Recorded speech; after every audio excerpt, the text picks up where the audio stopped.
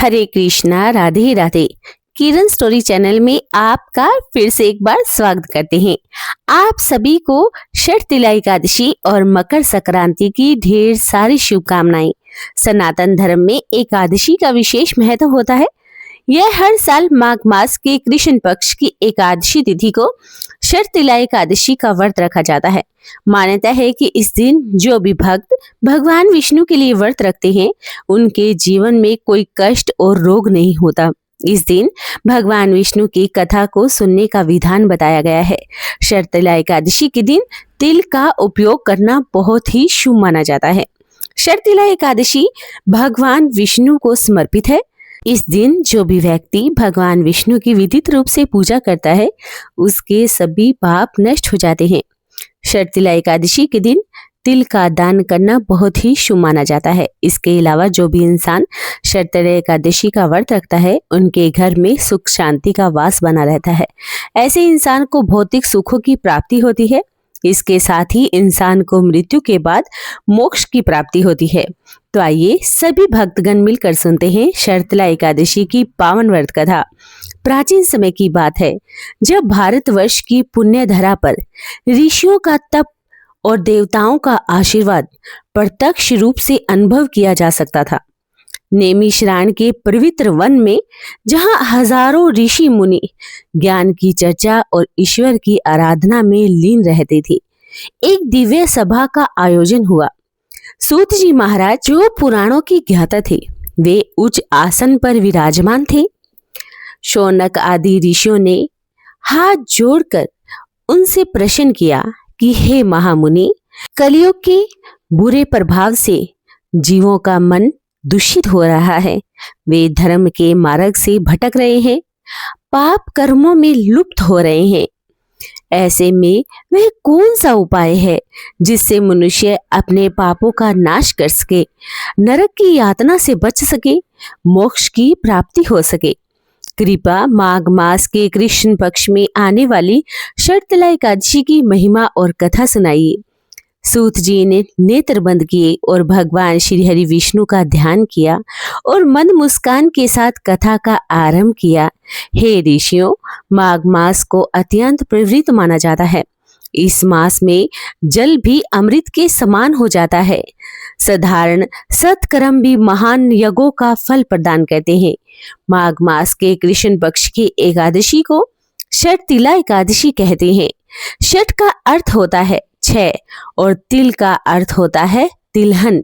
इस व्रत में तिल का 6 प्रकार से उपयोग, यानी स्नान करना, उपटन, हवन, तर्पण, भोजन और दान करने से जन्म जन्मांतर के पाप भस्म हो जाते हैं। अब मैं तुम्हें एक प्राचीन कथा सुनाता हूँ, जो समय पुलस्त्य मुनि ने भीष्म पितामह को और भगवान श्री कृष्ण ने नारद जी को कही थी। तुम इसे ध्यान से सुनो। प्राचीन काल में पृथ्वी पर एक नगर में ब्राह्मणी रहा करती थी। वह बाल्यकाल से ही धर्म कर्म में रुचि रखती थी। विवाह के कुछ वर्षों पश्चात ही वह विधवा हो गई, जिसके बाद उसने अपना संपूर्ण जीवन भगवान विष्णु की भक्ति में समर्पित कर दिया। उसका नियम अत्यंत कठोर था। वह माघ मास की कड़कड़ाती ठंड में ब्रह्म मुहूर्त में उठकर शीतल जल से स्नान करती और घंटों तक भगवान शालिग्राम की पूजा करती थी। कठिन से कठिन व्रतों का पालन करती थी। कभी वह चंद्रायण व्रत करती, तो कभी निराहार रहकर एकादशी का पालन करती। उसकी तपस्या की चर्चा तीनों लोकों में होने लगी। उसका शरीर तप की अग्नि से दुर्बल हो गया, परंतु उसके चेहरे पर भक्ति का तेज सूर्य के समान चमकता था। उसकी इंद्रियां उसके वश में थी और क्रोध, काम, लोभ जैसे विकारों को उसने अपनी साधना से दबा रखा था। किंतु उस ब्राह्मणी के चरित्र में एक बड़ा दोष था। यद्यपि वह समय को कष्ट देकर ईश्वर को रिझाने का प्रयास करती थी, परंतु उसका हृदय संकुचित था। उसने अपने जीवन में कभी भी अन्न का दान नहीं किया था। उसके द्वार पर यदि कोई भिक्षा मांगने के लिए आ जाता, वह उसे दुदकार देती। उसे लगता कि केवल शारीरिक कष्ट सहन करना, पूजा करना ही धर्म है। परोपकार, दान जैसे उदारता का भाव उसके भीतर बिल्कुल भी नहीं था। वह धन जोड़ने में लगी रहती थी, परंतु किसी भूखे को मुट्ठी भर चावल देने में भी उसे बहुत पीड़ा होती थी। बैकुंठ में शेष शैया पर विराजमान भगवान विष्णु सब देख रहे थे। वे अपने भक्तों के केवल भ्रम आचरण को ही नहीं, अपितु उनके अंतर्मन के भावों को भी देखते हैं। भगवान ने सोचा कि यह ब्राह्मणी मेरी परम भक्त है। इसने तपस्या से अपने शरीर को शुद्ध कर लिया है और इंद्रियों को जीत लिया है। इसके पुण्य के प्रभाव से इसे बैकुंठ में स्थान तो मिल जाएगा, परंतु दान के अभाव में इसकी आत्मा अतृप्त ही रहेगी। अन्न दान के बिना स्वर्ग का सुख भी फीका होता है। मुझे इसे यह पाठ पढ़ाना ही होगा कि तपस्या और त्याग के साथ साथ दान और दया भी मोक्ष के लिए बहुत जरूरी है। यह विचार करके भगवान विष्णु ने एक लीला रची। उन्होंने अत्यंत दीनहीन भिक्षुक का रूप धारण किया। उनके वस्त्र फटे हुए थे, हाथ में एक पुराना भिक्षा पात्र था, शरीर जर्जर था। वे लड़खड़ाते हुए उस ब्राह्मणी के दरवाजे पर पहुंचे। उस समय दोपहर का समय था। ब्राह्मणी अपनी पूजा समाप्त कर चुकी थी। तभी द्वार पर आवाज आई, भिक्षाम देहि। भिक्षु बने भगवान श्री हरि बोले कि हे माता, मैं कई दिनों से भूखा हूँ, भगवान के नाम पर कुछ भोजन दे दो। आवाज सुनते ही ब्राह्मणी का क्रोध जाग उठा। वे बाहर निकली और उस भिक्षुक को देखकर चिल्लाने लगी कि अरे, तुम लोगों को कोई काम धंधा क्यों नहीं है? जब देखो जब मांगने चले आते हो। यहाँ मेरे पास तुम्हारे लिए कुछ भी नहीं है, जाओ यहाँ से। भिक्षु रूपी बने भगवान विष्णु ने विनम्रता से कहा कि हे देवी, आप तो साक्षात धर्म की मूर्ति हैं। सुना है आप बड़ी तपस्विनी है। एक तपस्वी के द्वार से भला कोई खाली जाता है क्या? है आपको शोभा नहीं देता। मैं धन या वस्त्र नहीं मांग रहा, केवल अपनी भूख शांत करने के लिए मुट्ठी भर अन्न मांग रहा हूँ। ब्राह्मणी का पारा तो 7वें आसमान पर चढ़ गया। उसने अपनी तपस्या में विघ्न पड़ता हुआ देखकर उसने क्रोध में आकर जमीन से एक मिट्टी का ठेला या पिंड उठाया और भिक्षुक के पात्र में डाल दिया। उसने व्यंग करते हुए कहा कि ले जाओ, मेरे पास यही है, इसे खा लो और अपनी भूख मिटा लो। भगवान विष्णु ने उस मिट्टी के ढेले को ही बड़े आदर से स्वीकार कर लिया और मन ही मन मुस्कुराते हुए सोचा कि तथास्तु। वे बिना कुछ कहे वहां से चले गए। ब्राह्मणी को लगा उसने भिक्षुक को भगाकर बहुत बड़ा काम किया है। वह पुण्य अपने दैनिक कार्यों में व्यस्त हो गई। समय का चक्र तो चलता रहा। कुछ काल पश्चात उस ब्राह्मणी का अंतिम समय निकट आ गया। अपनी कठोर तपस्या और अखंड व्रत उपवास के प्रभाव से उसने देह त्याग दी, क्योंकि उसने अपने जीवन भर भगवान विष्णु का नाम जपा था और शरीर को तप से पवित्र किया। इसलिए यमदूत उसे लेने के लिए नहीं आए। समय भगवान श्री हरि के पार्षद उसे एक दिव्य विमान में बिठाकर बैकुंठ धाम को ले गए। बैकुंठ की शोभा बहुत ही न्यारी थी। वहां पर कल्प वृक्षों की कतारें थी, मणियों से जड़े हुए महल थे, वायु में पारिजात के पुष्पों की सुगंध थी। पार्षदों ने उसे एक भव्य महल के सामने उतारा और कहा कि हे देवी, यह आपका भवन है। आपकी तपस्या के फलस्वरूप भगवान ने आपको यह दिव्य आवास प्रदान किया है। ब्राह्मणी की खुशी का अब कोई ठिकाना न रहा। उसने देखा कि वह महल शुद्ध सोने और रत्नों से भरा हुआ है। उसकी दीवारें हीरे से चमक रही थी, आंगन मणियों से जड़ा हुआ था। यह महल किसी इंद्र भवन से कम नहीं था। उसने मन ही मन सोचा कि मेरी भक्ति सफल हो गई। मैंने जो कष्ट सही यह उसी का फल है। उत्साह से भरी वह ब्राह्मणी महल के भीतर प्रवेश कर गई। वह एक कक्ष से होते हुए दूसरे कक्ष में घूमने लगी, परंतु जैसे जैसे समय बीतता गया उसका उत्साह चिंता में बदल गया। उसने देखा कि महल तो अद्भुत है, लेकिन वह महल पूरी तरह से खाली है। न तो वहां बैठने के लिए कोई आसन था, न शैया थी, न कोई वस्त्र और सबसे महत्वपूर्ण बात, न ही वहां पर अन्न का एक दाना था। रसोई घर भी खाली थी, अन्न के पात्र भी शून्य थे। धीरे धीरे उसे भूख सताने लगी। बैकुंठ में पहुंचकर भूख और प्यास ने उसका पीछा न छोड़ा। वह भूख से व्याकुल हो उठी कि यह कैसा स्वर्ग है, कैसा मोक्ष है। इस प्रकार वह बड़बड़ाने लगी, इतना विशाल स्वर्ण भवन पर खाने का एक निवाला नहीं, क्या मैं यहाँ पर भूखी रहूंगी। उसकी व्याकुलता बढ़ती गई। सोने की दीवारें उसे खाने को नहीं दे सकती थी, हीरे मोती उसकी प्यास नहीं बुझा सकते थे। तब उसे याद आया कि यह सब भगवान विष्णु की लीला हो सकती है। वह क्रोध और पीड़ा मिश्रित स्वर में पुकारने लगी कि हे प्रभु, हे जगत पालक, मैंने जीवन भर आपकी सेवा की, कठिन व्रत किए, अपने शरीर को सुखा दिया। आपने मुझे ये महल तो दिया, लेकिन इसमें कोई भोग की सामग्रियां क्यों नहीं। क्या आपकी भक्ति से मैं यहाँ पर भूखी ही मर जाऊंगी। उसकी करुण पुकार सुनकर भगवान विष्णु प्रकट हो गए। वे किसी भिक्षुक के रूप में नहीं, अपितु अपने चतुर्भुज रूप में वहां पर प्रकट हुए। उनके मुख पर वही रहस्यमयी मुस्कान थी जो उस दिन भिक्षुक के रूप में थी। भगवान बोले कि हे देवी, तुम मेरी परम भक्त हो, इसमें कोई संदेह नहीं है। तुम्हारी तपस्या ने तुम्हें यह दिव्य लोक और स्वर्ण महल प्रदान किया है, परंतु तुम इस महल की शून्यता का कारण जानती हो। ब्राह्मणी ने अपने भरे हुए नेत्रों से कहा कि नहीं प्रभु, मैं तो अज्ञानी हूँ, कृपा करके मुझे बताइए कि मेरे पुण्य में क्या कमी रह गई।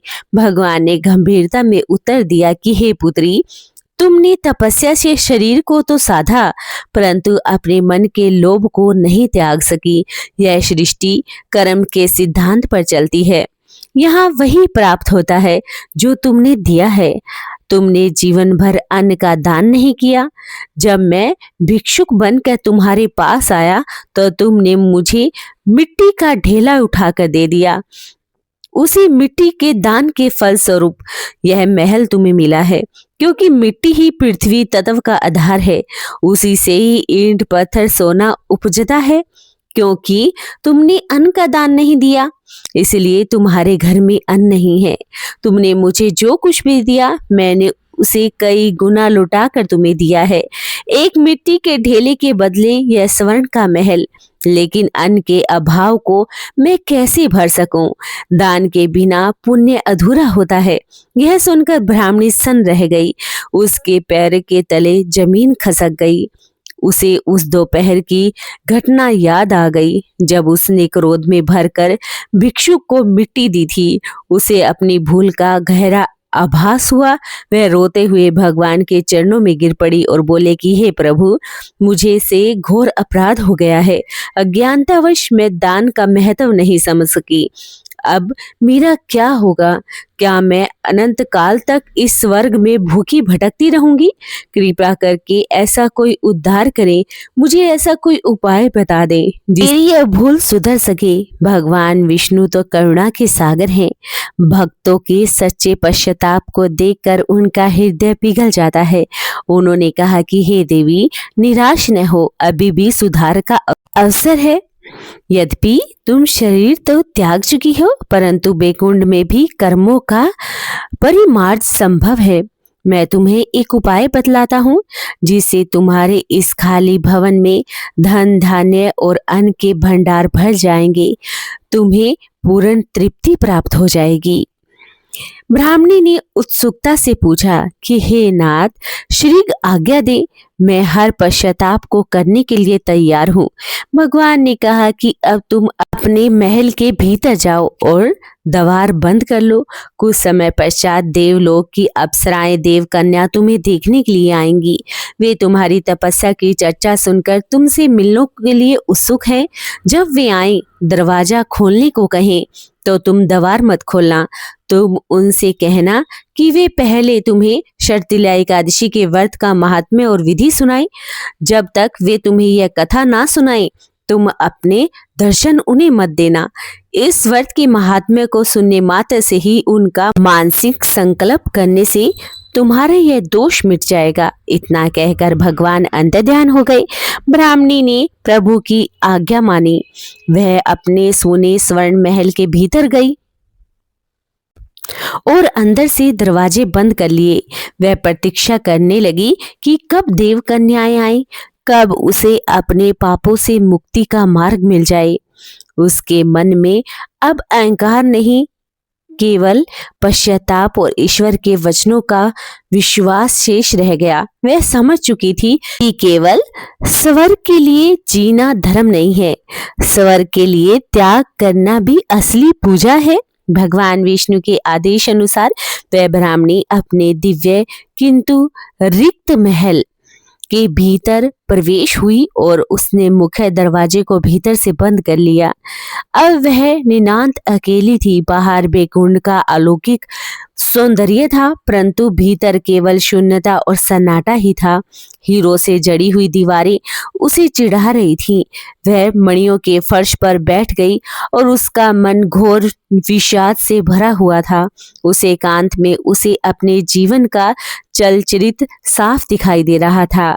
उसे याद आ गया कि कैसे उसने जीवन भर केवल स्वर्ग के उद्धार की चिंता की। उसने सोचा कि शरीर को सुखाना ही तप है, परंतु आज उसे समझ में आ गया कि आत्मा का विस्तार दान में ही है। हाय, मैंने व्यर्थ ही अपने अन्न के भंडार भरे। यद्यपि मैंने उस अन्न को किसी भूखे को दिया होता तो आज यह स्वर्ण अन्नपूर्णा के भंडार के जैसा होता। मैंने मिट्टी दी तो मुझे स्वर्ण मिल गए, परंतु प्राणों की रक्षा करने वाला अन्न नहीं मिला। वह भूख प्यास से व्याकुल थी, परंतु वह भूख केवल शारीरिक नहीं थी, यह उसकी आत्मा की अतृप्ति भी थी। वह समझ गई कि अन्न साक्षात ब्रह्मा है। स्वर्ण की ईंटें शुद्रा शांत नहीं रह सकती। वह आंखें बंद करके भगवान श्री हरि के चरणों का ध्यान करने लगी। उसका अहंकार पूरी तरह से पिघल चुका था। अब उसके हृदय में केवल दीनता और प्रभु की आज्ञा का पालन संकल्प शेष रह गया। वह उस क्षण की प्रतीक्षा कर रही थी जब उसे अपनी भूल को सुधारने का मार्ग मिले। कुछ समय पश्चात महल के बाहर मधुर नपुरों की ध्वनि गूंजने लगी। वायु में दिव्य परिजात पुष्पों की सुगंध और घनी हो गई। देवलोक की अप्सराएं, दिव्यज्ञानाएं, जिनका सौंदर्य शरद पूर्णिमा के चंद्रमा के समान था, उस ब्राह्मणी के दर्शन हेतु वह वहां पर पधारी। उन्होंने सुना था कि पृथ्वी लोक से ऐसी कोई तपस्विनी आई है जिसने अपनी कठोर साधना से सशरीर बैकुंठ जैसा पद प्राप्त किया है। वे द्वार पर आई। उन्होंने देखा कि द्वार बंद है।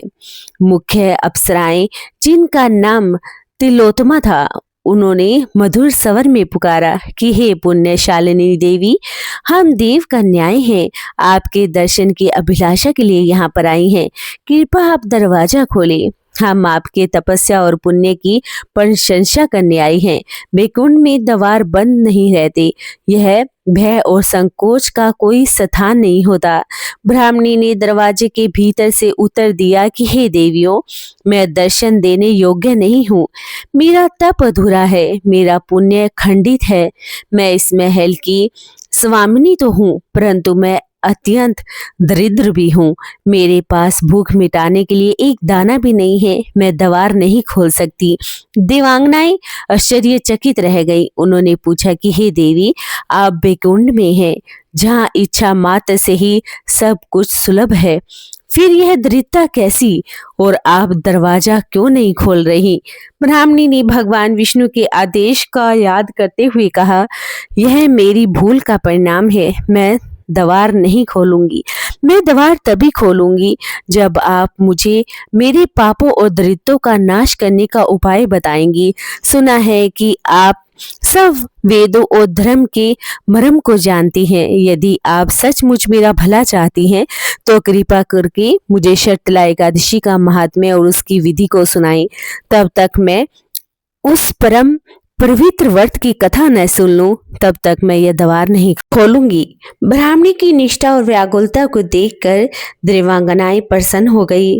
उनमें से एक ज्ञानी देवांगना ने, जो धर्म शास्त्रों की ज्ञाता थी, उसने कहना आरंभ किया। उसकी वाणी वीणा के स्वर के समान मधुर और पवित्र थी। हे देवी, ध्यान पूर्वक सुनो। तुम्हारा प्रश्न समस्त मानव जाति के कल्याण का द्वार खोलने वाला है।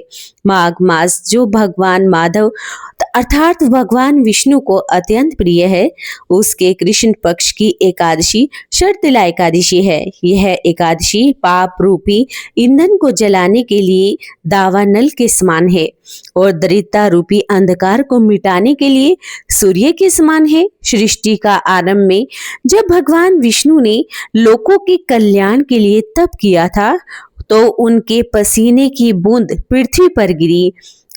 उन दिव्य सफेद कर्णों से ही तिल के पौधे की उत्पत्ति हो गई। इसलिए तिल में भगवान विष्णु का वास होता है। इसलिए तिल में भगवान विष्णु की शक्ति और पवित्रता का भी वास होता है। यह असुरों और पापों का नाश करने वाला परम पदार्थ है। देवांगनाएं ने आगे कहा कि हे देवी, जो प्राणी अपने दुर्भाग्य को सौभाग्य में बदलना चाहता है, उसे माघ मास के कृष्ण पक्ष की एकादशी के दिन 6 प्रकार से तिलों का उपयोग करना चाहिए। उसी से ही शर्तिला एकादशी कहते हैं। विधि इस प्रकार है। तिल स्नान एकादशी के दिन ब्रह्म मुहूर्त में उठकर जल में गंगा जल और तिल मिलाकर स्नान करना चाहिए। इससे शरीर के रोम रोम से पाप को धो डालता है। तिल उपटन स्नान से पूर्व शरीर पर पिसे हुए तिल का उपटन लगाना चाहिए। इससे शरीर के रोग और क्रांतिहीनता हट जाती है। तिल का तिलक मस्तक पर तिल का तिलक अर्थात तिल मिश्रित चंदन लगाना चाहिए। इससे मन में पवित्र विचारों का उदय होता है। तिल जल तर्पण स्नान के पश्चात पितरों और देवताओं को तिल मिश्रित जल से तर्पण देना चाहिए। इससे पवित्र दोष शांत हो जाता है और पूर्वज तृप्त होकर आशीर्वाद देते हैं। तिल भोजन इस दिन फलाहार में तिल से बने मिष्ठान और तिल मिश्रित आहार ग्रहण करनी चाहिए। व्रती को समय तिल का सेवन अल्प मात्रा में प्रसाद के रूप में करना चाहिए। तिल दान यह सबसे महत्वपूर्ण अंग है। अपनी समर्थता के अनुसार ब्राह्मणों और जरूरतमंद को तिल और तिल के लड्डू या तिल से बने कोई भी पदार्थ दान करने चाहिए। हे देवी, शास्त्रों में कहा गया है कि माघ मास में जितने तिलों का दान किया जाता है, प्राणी उतने ही 1000 वर्षों तक स्वर्ग में सुख भोगता है। तिल का दान स्वर्ण दान से भी अधिक फलदायी होता है, क्योंकि यह सीधे अन्नपूर्णा और भगवान विष्णु को प्रसन्न करता है। हवन और पूजा व्रती को चाहिए कि वह एकादशी की रात्रि में जागरण करे, गोबर, कपास और तिल मिलाकर पिंड आहुति बना ले और ओम नमो भगवते वासुदेवाय मंत्र का जाप करें और हवन भी करें। भगवान श्री हरि का पूजन शंख चक्र गदा पद्मधारी के रूप में कहे। उन्हें पेड़ा और कुम्हड़ा, नारियल, सीताफल अर्ध में दान करें। इस प्रकार जो भक्ति पूर्वक शर्तिला एकादशी का व्रत करता है, उसके घर में कभी भी अन्न धन के भंडार भरे रहते हैं। स्वास्थ्य की कमी नहीं होती। उसकी दरिद्रता चाहे वह धनी हो या पुण्य की जड़ से ही समाप्त हो जाते हैं। देवांगना के मुख से शर्तिला एकादशी की यह पवित्र कथा सुनकर और विधि सुनकर ब्राह्मणी का हृदय गदगद हो गया। द्वार के भीतर ही बैठकर एकाग्र चित्त से इस कथा का श्रवण पान किया। कथा सुनते सुनते उसके मन में पश्चाताप के आंसू बहे, साथ ही एक नई चेतना का संचार भी हुआ। उसने मन ही मन संकल्प लिया कि हे प्रभु, अब से मेरा सर्वस्व दान और परोपकार के लिए होगा। मैं इस एकादशी के महत्व को स्वीकार करती हूँ। जैसे ही उसके मन में यह सात्विकता भावना प्रकट हुई, उसने कथा का स्वर्ण पुण्य प्राप्त किया। एक चमत्कार हुआ। उस बंद सोने महल के भीतर एक दिव्य प्रकाश हुआ। देखते ही देखते जो रसोई घर और भंडार खाली थे, वे अचानक विभिन्न प्रकार के अन्नों, फलों और दिव्य भोज्य पदार्थों से भर गए। रिक्त पात्रों में अमृत तुल्य जल और दूध झलकने लगा। हवा में पकवानों और तुलसी की सुगंध तैरने लगी। जिस अन्न के एक दाने के लिए वह तरस रही थी, अब वहां अन्न के पर्वत लग गए।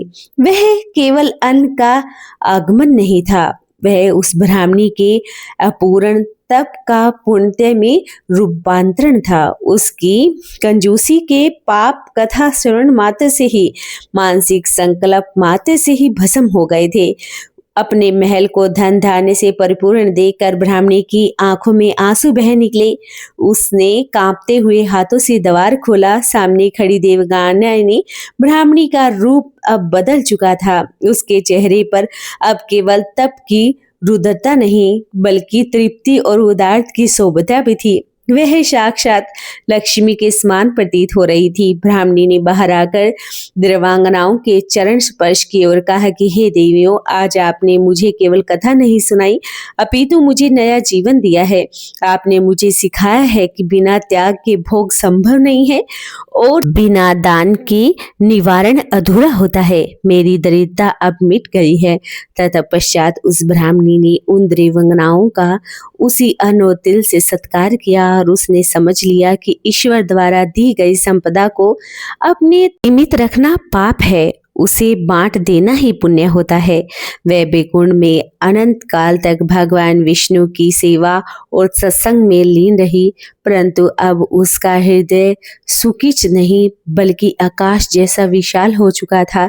नैमिषारण्य में कथा को विराम देते हुए सूत जी कहते हैं कि ऋषियों की ओर देखते हुए सभी ऋषिगण भाव विभोर होकर आंसू बहा रहे थे।